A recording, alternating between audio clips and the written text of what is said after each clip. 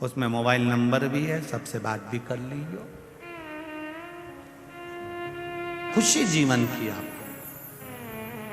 उज्जैन के महाकाल बाबा का तृतीय ज्योतिर्लिंग का जो वर्णन किया गया, यह साधारण नहीं है मेरा महादेव। उज्जैन महाकाल राजा जहां बैठे हैं उसमें दूसरा राजा प्रवेश नहीं कर सकता।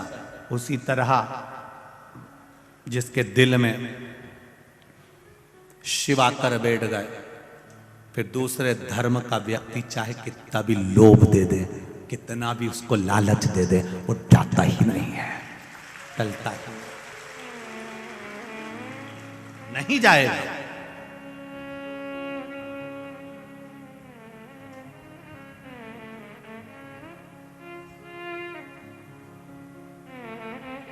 पीने वाले व्यक्ति को कितना भी समझा लो, वो शाम के समय चकमा देकर मैं खाने पहुंच ही जाता है।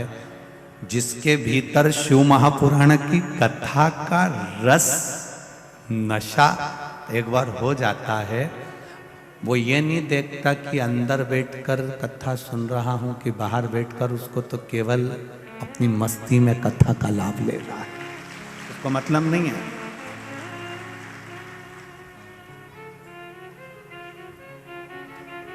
शिव भक्ति का जो बल है वो साधारण बल है। कितना सुंदर वृत्तांत कहा। अवंतिका नगरी में एक ब्राह्मण रहता था। वैसे तो पूरी अवंतिका नगरी ब्राह्मणों से भरी हुई थी। संपूर्ण अवंतिका नगरी, मेरे महाकाल की नगरी उज्जैनी ब्राह्मणों से भरी पड़ी हुई थी। कहते हैं काशी में और उज्जैनी में,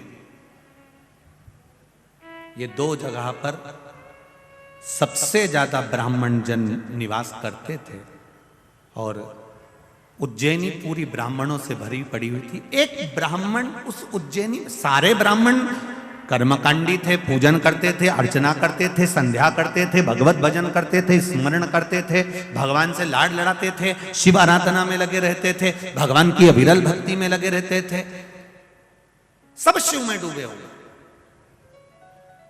सभी शंकर भगवान में डूबे हुए।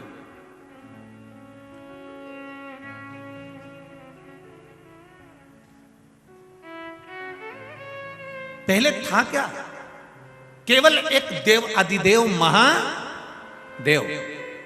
त्रेता आया तब मेरे राम जी आए, द्वापर आया तब मेरे, जम के बोलो जरा, भगवान कृष्ण आए। त्रेता आया तब राम जी आए, द्वापर आया तब कृष्ण आए। इससे पहले थे क्या?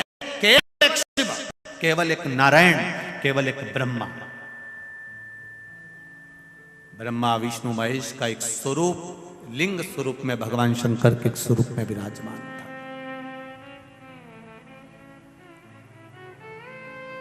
अब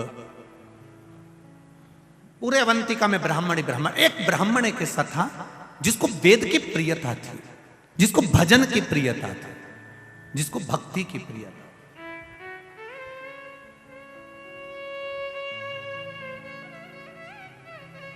महाराज, उस ब्राह्मण का नाम था वेद प्रिय। बड़ा विद्वान, सारे ब्राह्मणों के साथ में रहना, सब ब्राह्मणों के साथ में मिलकर भगवत भजन करना, सब ब्राह्मणों के साथ में मिलकर भगवान शंकर की भक्ति करना। अब शिव की भक्ति में दिन रात डूबा रहता था, दिन रात।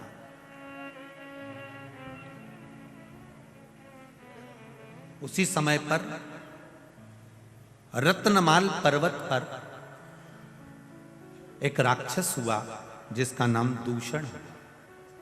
क्या नाम था? दूषण नाम का राक्षस। ये अवंतिका से 2 योजन की दूरी पर रहता था। जिस पर्वत का नाम था रत्नमाल पर्वत, उस रत्नमाल पर्वत के ऊपर दूषण नाम का राक्षस रहता था। ये दूषण नाम का जो राक्षस था, इसने ब्रह्मा जी से वर प्राप्त करा, बहुत तप करा, बहुत तप। कहते हैं इसने हजारों हजार वर्ष तक तप करा, पर ब्रह्मदेव ने आकर इसको वर नहीं दिया। ये परेशान हो गया वर मांगने के लिए।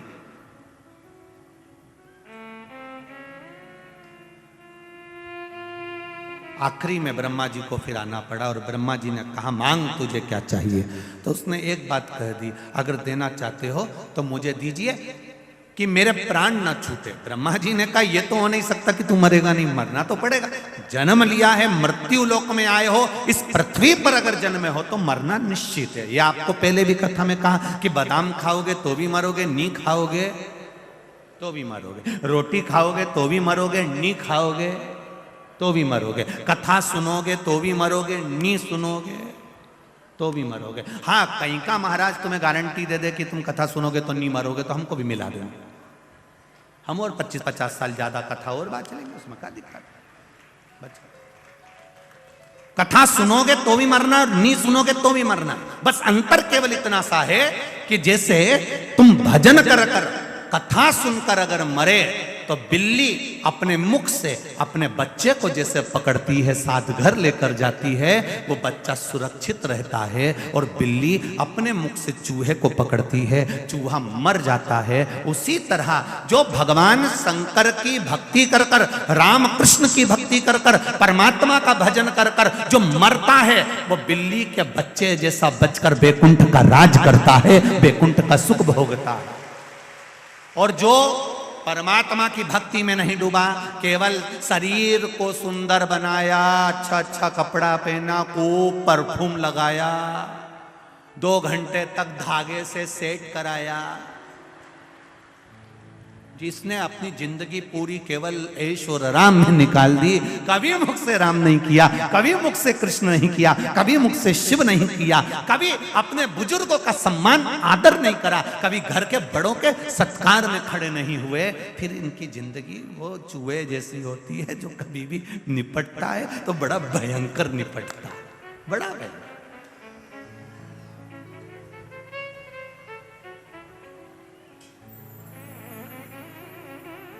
भक्ति के बल पर चलते, भाव को। महाराज दूषण ने कहा मुझे मरना नहीं है, आप मुझे वर दीजिए ब्रह्मदेव। ब्रह्मा जी ने कहा ऐसा नहीं हो सकता कि तुम मरोगे नहीं, मरना निश्चित है, ये निश्चितता है, तुम्हें मरना तो पड़ेगा, पर मुझे दूसरा वर दे दो। क्या वर चाहिए?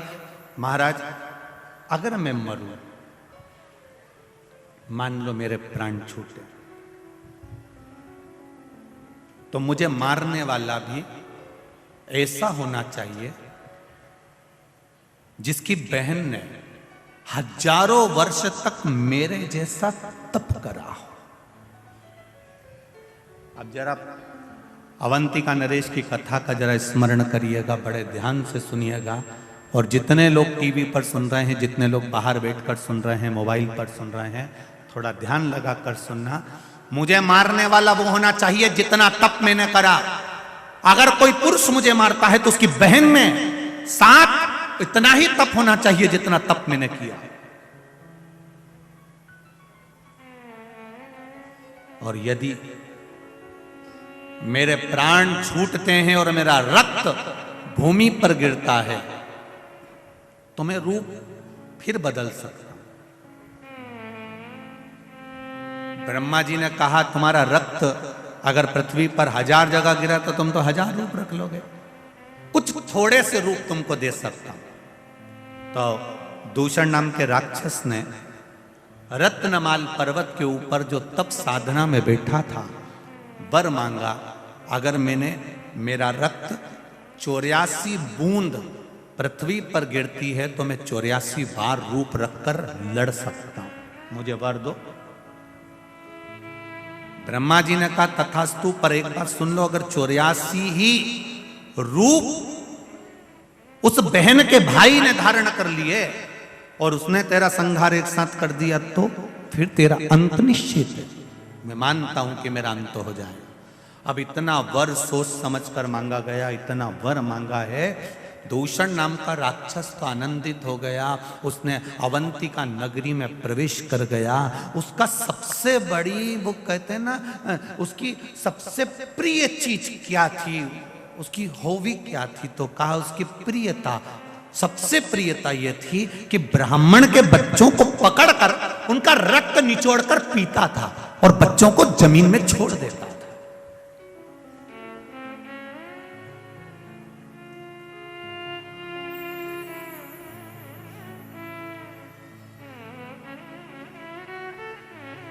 कई लोग कहते हैं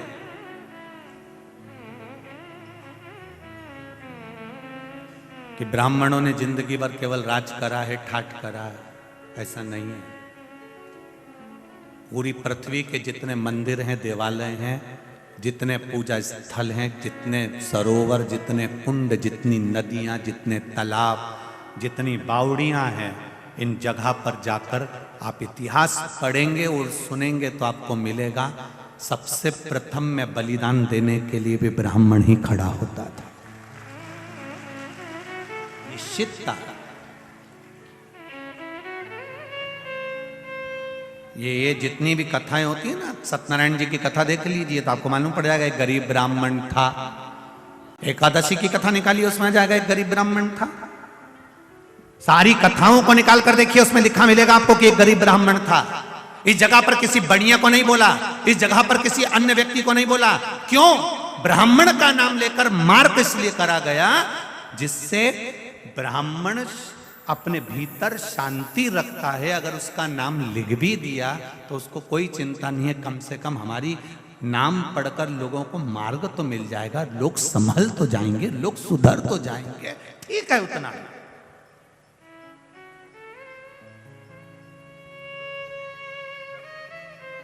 उसने किसी से ऑब्जेक्शन नहीं करा कि हमारा नाम यहां पर क्यों लिखा, सत्यनारायण जी की कथा में हमारा नाम क्यों आया, गरीब ब्राह्मण का नाम क्यों आया, हमारा नाम क्यों आया। उससे कथा, देवराज नाम का ब्राह्मण, शिव महापुराण, बिंदुक नाम का ब्राह्मण, शिव महापुराण, आत्मदेव नाम का ब्राह्मण, श्रीमद् भागवत कथा, देव नाम का ब्राह्मण, विष्णु पुराण।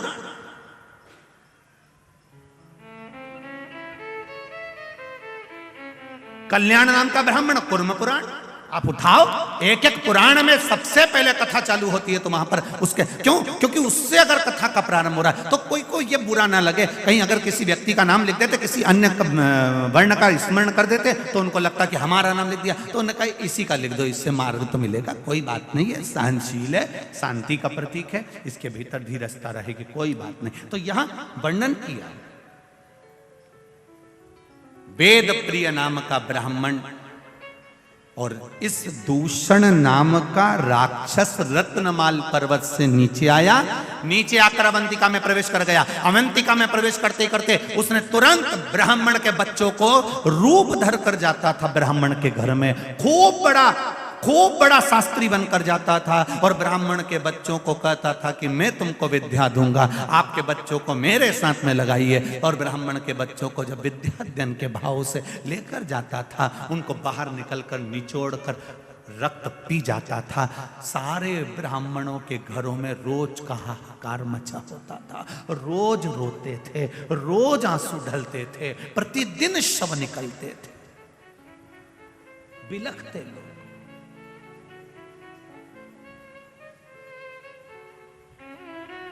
ये अवंतिका की पावन धरा ऐसी ही अवंतिका की धरा नहीं हो गई रे मेरे भाई। एक एक ज्योतिर्लिंग का अगर स्मरण करा जाए, हम हमेशा कहते हैं, आज फिर कहते हैं, जिस दिन तुम्हारे भीतर थोड़ा सा भी बल कमजोर पड़ जाए, थोड़ा सा पावर कम पड़ जाए, थोड़ा सा लगे कि मेरा मन अटखेलियां कर रहा है, मेरा मन लग नहीं रहा, मेरा चित्त नहीं लग रहा, लोग मुझे परेशान कर रहे हैं, निवेदन करूंगा 12 ज्योतिर्लिंग में से किसी भी एक ज्योतिर्लिंग पर एक दिन रात्रि भर आराम से रुक कर आओ, भगवान का दर्शन कर आओ।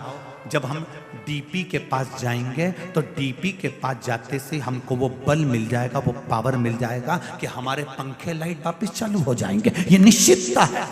आप जाकर उसका स्मरण करिए,